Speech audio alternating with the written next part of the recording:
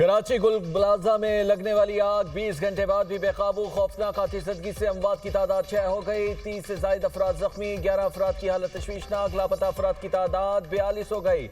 इमारत में फंसे अफराद को अब तक ना निकाला जा सका। आग ने गुल प्लाजा को राख का ढेर बना दिया। इमारत के कई हिस्से गिर गए। पिलर्स कमजोर होने से इमारत खस्ता हाल। प्लाजे के ग्राउंड और मेज़नाइन फ्लोर जल गए। 2 बलाई मंजिलों पर भी आग ने सब कुछ जलाकर खाकिस्तर कर दिया। हवा का रास्ता ना होने और खिड़कियां बंद होने से इमारत में धुआं भर गया। फायर ब्रिगेड की 2 दर्जन से ज्यादा गाड़ियां आग पर काबू पाने में मसरूफ। पाक नेवी और सिंध रेंजर्स के जवान भी रेस्क्यू ऑपरेशन में शरीक। गुल प्लाजा में छोटी बड़ी 1200 से ज्यादा दुकानें हैं। इमारत में कपड़े, क्रॉकरी, परफ्यूम, इलेक्ट्रॉनिक्स और दीगर अशिया की दुकानें हैं।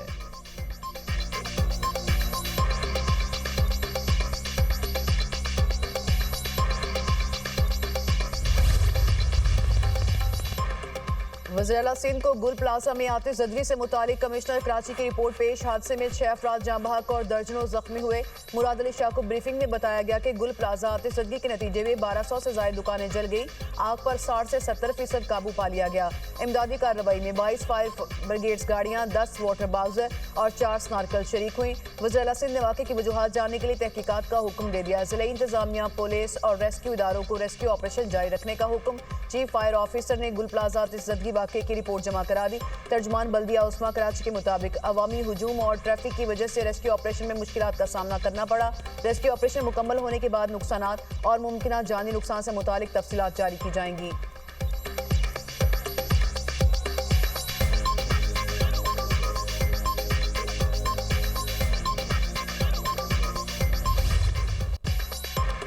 फर्ज की अदायगी के दौरान जान का नजराना। प्लाजा में फंसे लोगों को रेस्क्यू करने के दौरान फायर फाइटर मोहम्मद फुरकान जान से गए।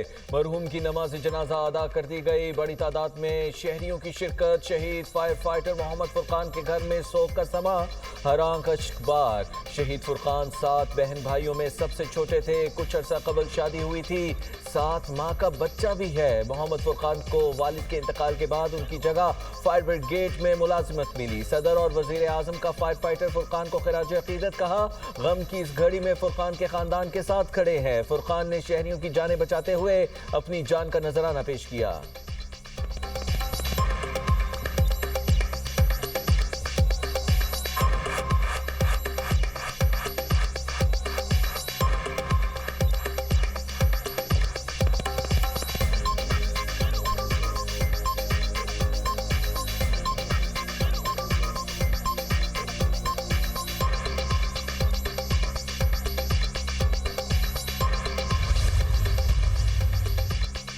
वज़ीर-ए-आला सिंध का आतिशबाजी के वाक़े का नोटिस। जानी नुकसान पर गहरे दुख का इजहार। फायर सेफ्टी कवानीन पर सख्ती से अमल दरामद की हिदायत। कहा गफलत या लापरवाही साबित होने पर जिम्मेदारों के खिलाफ कार्रवाई होगी। कराची की कमर्शियल इमारतों में फौरी फायर सेफ्टी ऑडिट कराया जाए। वज़ीर इत्तला सिंध शर्जील मेमन का कहना है कि हमारे पास वसाइल की कोई कमी नहीं। फायर फाइटर्स के पास आग बुझाने के लिए जदीद आलात मौजूद हैं। हुकूमत की पूरी मशीनरी जाए हादसा पर रात से मौजूद है। यकीनी बनाया जा रहा है कि कोई कोताही न हो। फैक्ट फाइंडिंग रिपोर्ट आने के बाद जिम्मेदारों का तयन किया जाएगा। सईद गनी ने कहा अंदेशा है कि इस वक्त भी लोग प्लाजे के अंदर मौजूद हैं। आग बुझाने की भरपूर कोशिश जारी है। शहरियों से गुजारिश है कि इदारों के एहलकारों के साथ ताउन करें।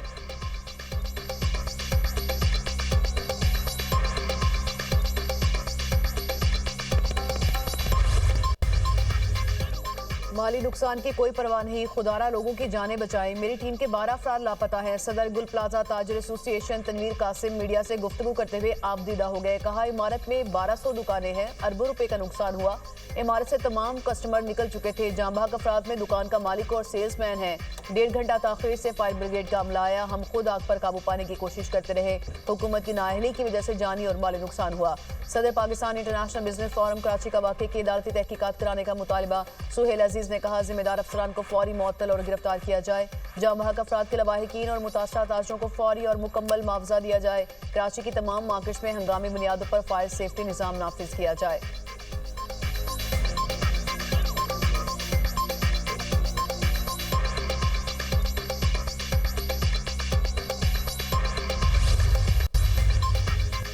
वज़ीर-ए-आज़म शहबाज शरीफ को अमरीकी सदर की गाजा बोर्ड ऑफ पीस में शमूलियत की दावत। तर्जुमान दफ्तर खारजा का कहना है कि पाकिस्तान गाजा में अमन और सलामती के लिए बैनुल-अक़वामी कोशिशों में मुतहरिक किरदार अदा करता रहेगा। अक़वाम मुत्तहिदा की करारदादों के मुताबिक मसला फ़लस्तीन के पायदार हल के लिए अपनी हिमायत जारी रखेंगे।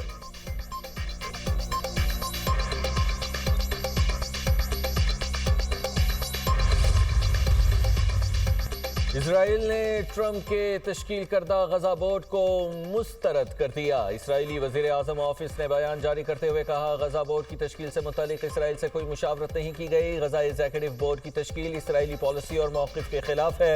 इसराइली वज़ीर आज़म नेतन्याहू की वज़ीर ख़ारजा को इस मामले पर अमरीकी हम मनसब से राबिते की हिदायत। वाइट हाउस ने ट्रंप के मनसूबे के तहत गजा बोर्ड ऑफ पीस के अरकान के नामों का ऐलान किया था।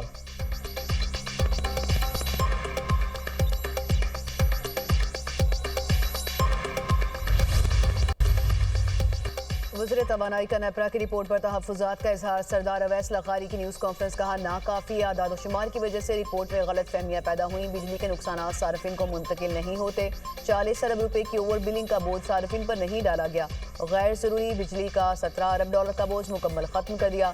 सब्सिडी से होने वाले नुकसान हुकूमत बर्दाश्त करती है। इस्लाहात लाकर मसाइल कम कर रहे हैं।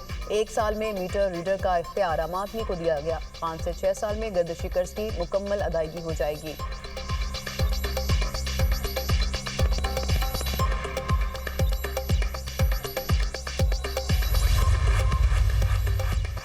ग्रीनलैंड की खरीदारी के लिए मुआहिदा न होने पर यूरोपीय ममालिक पर नए अमरीकी टैरिफ का ऐलान। सदर डोनाल्ड ट्रंप कहते हैं, अमरीका 1 फरवरी से डेनमार्क, जर्मनी, बरतानिया, फ्रांस समेत 8 ममालिक से आने वाली तमाम अशिया पर 10% टैरिफ आयद करेगा, जो 1 जून से बढ़ाकर 25% कर दिया जाएगा। ये टैरिफ ग्रीनलैंड की खरीदारी से मुतालिक मुआहिदा तय पाने तक नाफिज रहेगा। ग्रीनलैंड में फौजी तैनात करने वाले ममालिक खतरनाक सूरत हाल पैदा कर रहे हैं। ग्रीनलैंड का हुसूल अमरीकी कौमी सलामती के लिए नागुज़ीर है। चीन और रूस ग्रीनलैंड पर नजरें जमाए हुए हैं। अमेरिका के सिवा कोई ग्रीनलैंड का दिफा नहीं कर सकता।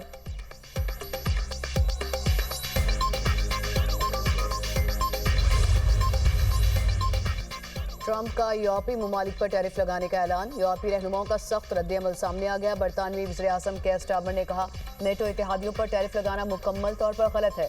फ्रांसीसी सदर एमानुएल मैक्रोन ने अमरीकी दबाव को नाकाबिले कबूल करार देते हुए कहा, यूरोप किसी धमकी के आगे नहीं झुकेगा। स्वीडन के वज़ीर-ए-आज़म ने कहा, यूरोप को ब्लैकमेल नहीं किया जा सकता।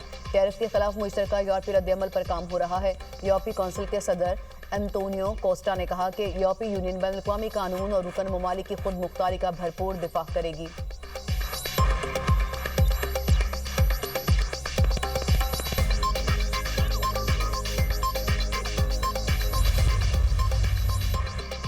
ईरान के सुप्रीम लीडर ने अमरीकी सदर को जानी और माली नुकसानात का कसूरवार करार दे दिया। कहा, ईरान में जारी हुकूमत मुखालिफ प्रोपेगेंडा अमरीकी और इसराइली साजिश है। अमरीका और इसराइल फसादात की मनसूबाबंदी और अमली कार्रवाई में शामिल है। पुरअमन मुजाहिरीन को दानिस्ता तशद्दुद में बदला गया। सिक्योरिटी फोर्सेज निशाना बनी। अमरीकी बालादस्ती को ईरानी अवाम ने इनकलाब से नाकाम बनाया।